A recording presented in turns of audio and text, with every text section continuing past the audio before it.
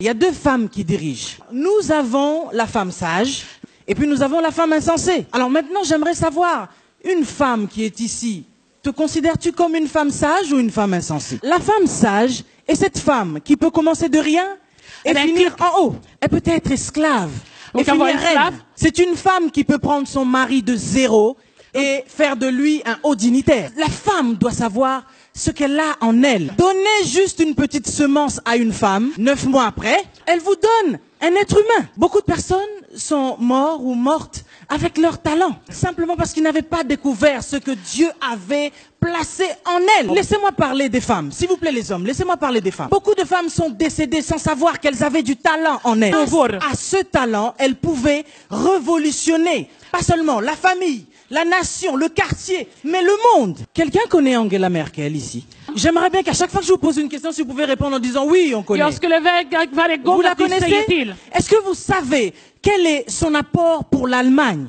Cette femme a relevé l'économie de son pays. Aujourd'hui, l'Allemagne a du mal à se passer de cette femme. Elle est là où il y a les puissants du monde. Là où les hommes sont assis pour prendre des décisions, eh bien, il y a cette femme qui est là aussi.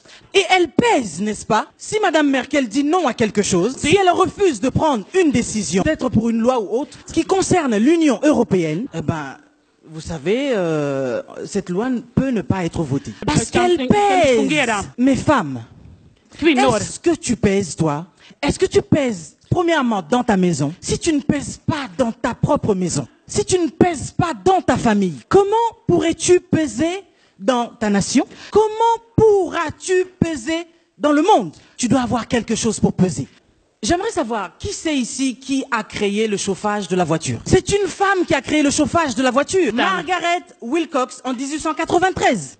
La sortie de secours. On a des sorties de secours. Est-ce que vous savez qui a créé ça? Qui a inventé ça? C'est encore une femme. Oh là là, c'est extraordinaire, non? Qui a créé encore le radeau de sauvetage, seringue médicale, le réfrigérateur? Est-ce qu'il y a une femme ici qui a un réfrigérateur chez elle? Vous avez des réfrigérateurs chez vous? Qui a un réfrigérateur? C'est une femme qui a inventé le réfrigérateur. Est-ce que vous le saviez avant que je vous l'annonce? Mais regardez un petit peu ces femmes. Que serait le monde aujourd'hui sans ces femmes? On n'aurait pas de réfrigérateur.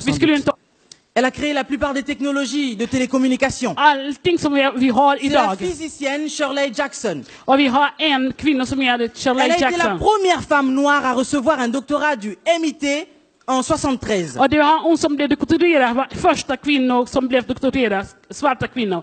Et grâce à elle, aujourd'hui, on peut avoir des téléphones, des gilets pare-balles. C'est encore une femme qui a créé ça. Le lave-vaisselle, c'est encore une femme qui a créé ça. La vidéosurveillance, c'est encore une femme qui a créé ça. Il y a tant de choses que les femmes ont créé, ont inventé. Mais j'aimerais qu'une femme puisse me dire là, qu'est-ce que ces femmes qui ont inventé toutes ces choses, qui ont changé le cours de l'histoire aujourd'hui, ont-elles, parce que la plupart sont décédées, ont-elles eu de plus que vous? Vous avez des bras, vous avez des mains, vous avez des jambes, vous avez surtout un cerveau. Qu'est-ce que vous faites avec? Quelqu'un peut me dire ce qu'elle fait de son temps? Parce que le problème aujourd'hui, beaucoup de femmes passent leur temps à perdre leur temps. What do you do with your time? Qu'est-ce que tu fais de ton temps? Moi, je ne perds pas mon temps parce que je sais que mon temps est more expensive. Mon temps est précieux. Mais beaucoup de femmes passent leur temps dans les réseaux sociaux à ne rien faire du tout, à poster peut-être parfois bêtement leurs photos tout le temps. Et chaque seconde, allez voir combien de likes j'ai, combien de commentaires j'ai. Mais ça vous apporte quoi? Depuis que vous avez commencé à envoyer ces photos, à mettre des commentaires par-ci par-là, les ragots, les on dit, les... Qu'est-ce que ça vous apporte?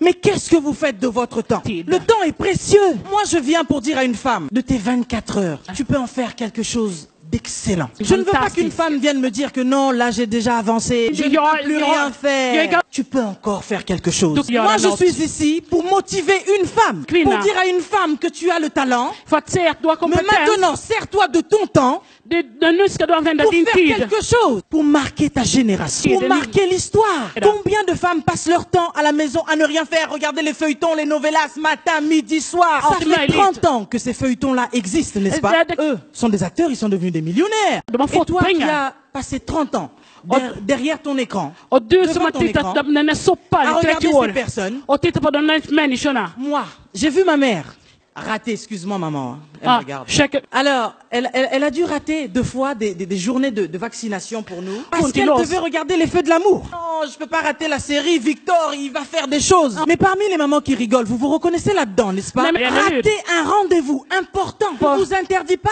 d'aller sur les réseaux sociaux. Modérez votre temps.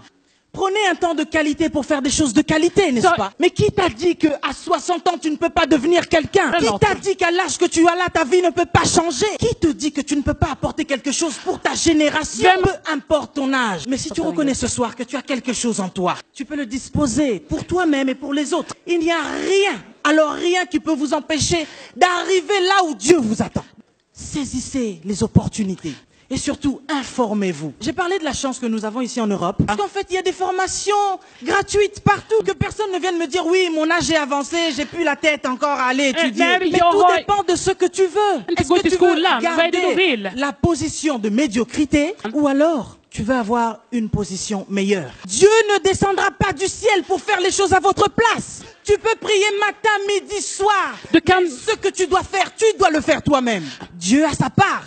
Et l'homme aussi a sa part. Dieu a travaillé 6 jours et s'est reposé le 7e jour. Mais beaucoup de femmes, elles travaillent 1 journée, 2 jours.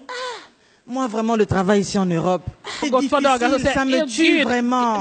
Ah non, faut gérer les enfants. Et le mari encore le soir va te demander. Och mannen också vill ha sin del på kvällen. Ça, ce n'est pas une raison. Ja, men det är ingen skäl. Quelle est ta différence, toi et Angela Merkel? N'est-elle pas une femme comme toi? Elle est aussi mariée. Et comment fait-elle alors pour gérer sa maison et gérer l'Allemagne? Je vous l'ai dit au début, elle a relevé l'économie. Jag sa ju det. Qui est cette femme aujourd'hui qui veut relever sa maison? Qui est cette femme aujourd'hui qui veut relever son quartier? Qui est cette femme aujourd'hui qui veut marquer son histoire, son époque, sa génération? Beaucoup de femmes ici sont comme des téléphones portables avec beaucoup d'applications, mais qui ne servent à rien. Il y a plein de femmes qui ont des téléphones, dès qu'il faut faire quelque chose.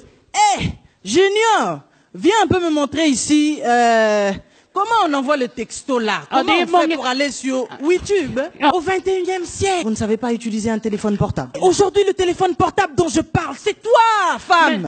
Comment est-ce que tu ne sais pas utiliser le potentiel que Dieu a placé en toi?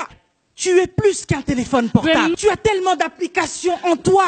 Saisis l'opportunité. Et lève-toi maintenant.